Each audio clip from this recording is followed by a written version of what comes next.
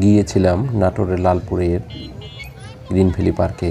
সেখানে গিয়ে দেখলাম কৃত্রিমভাবে যদিও তৈরি, তারপরেও নির্মলতায় ঘেরা সুন্দর একটি পরিবেশ।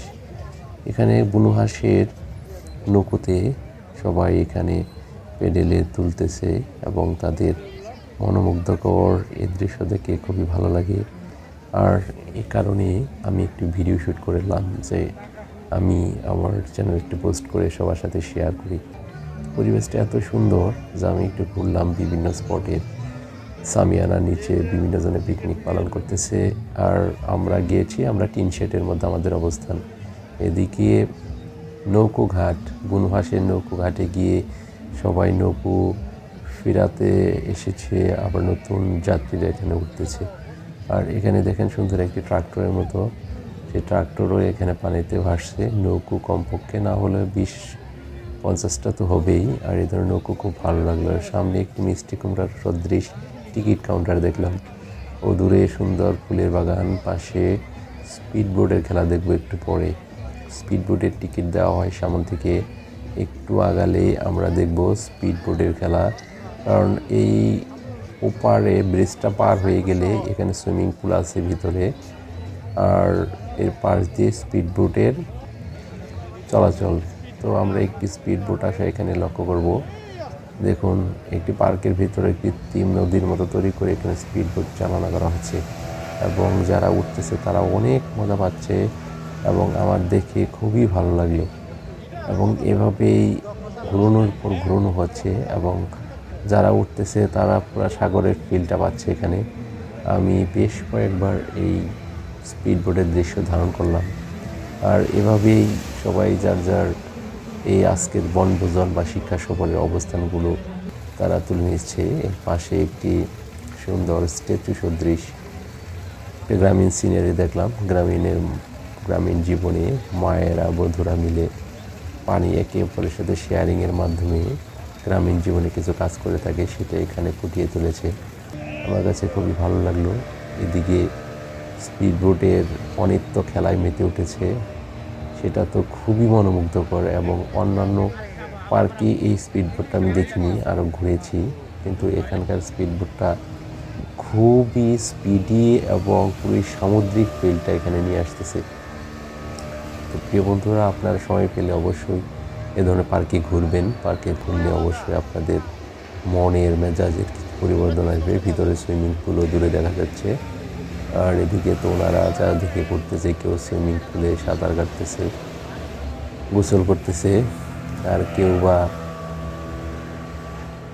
বা স্পিড বোটে আনন্দ করতেছে। ভিতরেও দূরে দেখা যাচ্ছে সুইমিং পুল ভিতরে।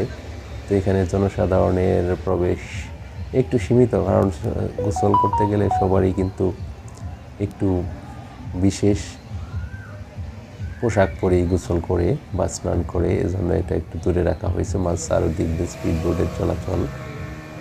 আর আমার হাতের ডান পাশে অনেক পিকনিক স্পট, সেখানে রান্নাবাড়ি হচ্ছে, সবাই খাওয়া দাওয়া করতেছে, খাওয়া দাওয়ার মেলা জমে উঠেছে। তবে ছোট্ট এই পিকনিক স্পটটি যে ধরনের মানুষ থাকার কথা তার চেয়ে একটু বেশি মানুষের পদচারণা, কারণ এখানে 150 বিঘা জমির উপর নির্মিত, কিন্তু মানুষ কমসে কম অনেক মানুষ। সেখানে 400-500 মতো গাড়ি চলে এসেছে, প্রতিটি গাড়িতে কি পরিমাণ মানুষ ধরে ও দূরে সেই স্পিড বোটের সেই স্টেশন।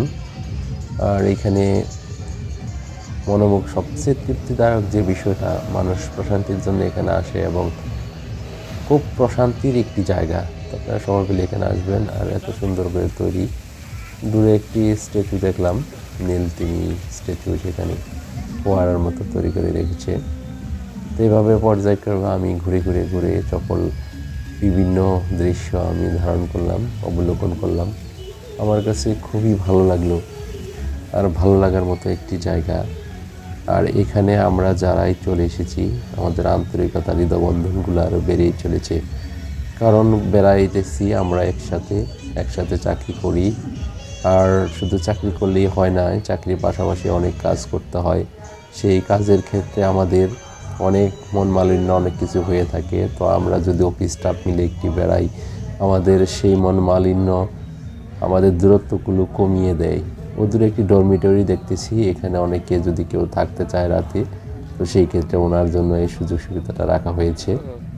আর এখানে ডান পাশে পার্টি সেন্টার, এখানে দূরের মানুষ বিভিন্ন প্রোগ্রাম করতে পারবে। আর সবচেয়ে মিনিমাম রেটে সামিয়ানা টাঙ্গিয়ে দিয়ে এখানে দেওয়া হয়েছে, এখানে মানুষ খেতে পারবে। এদিকে আনারস সদৃশ একটি দোকান দেখতে পেলাম, সেটা খুবই মনোমুগ্ধকর। পুরা আনারসের সদৃশ একটি দোকান তৈরি হয়েছে।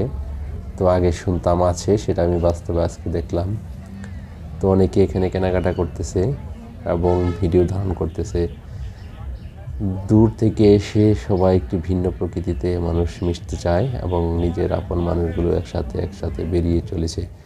এদিকে এখানে দেখলাম একটি লাভ বার্ড বা লাভ পয়েন্ট, এখানে ভালোবাসা দিবসে মেয়েরা ছেলেরা এসে এখানে স্কুল বয়েজ এবং স্কুল গার্লের মধ্যে যে প্রীতিকর বন্ধন সেই বিষয়টা এখানে তুলে দিয়েছে এবং এখানে একটি লাভ চিহ্ন সাইনের উপরে এই দৃশ্যটা দেওয়া হয়েছে।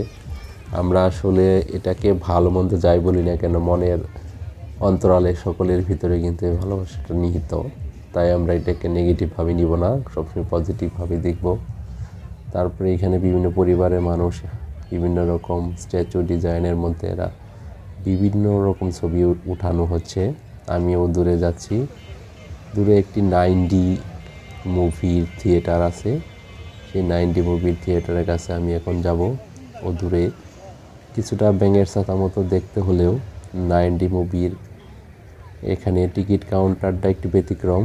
আর এখানে কিছুটা ব্যাঙের ছাতার মতো 9D মুভি থিয়েটার হল। তো এখানে অনেকেই ভিডিওটা দেখার জন্য সিরিয়ালি দাঁড়িয়ে আছে এখানে। তো এখানে টিকিট 50 টাকা করে। আমি টিকিট কাউন্টার 9D মুভি মূল্য 50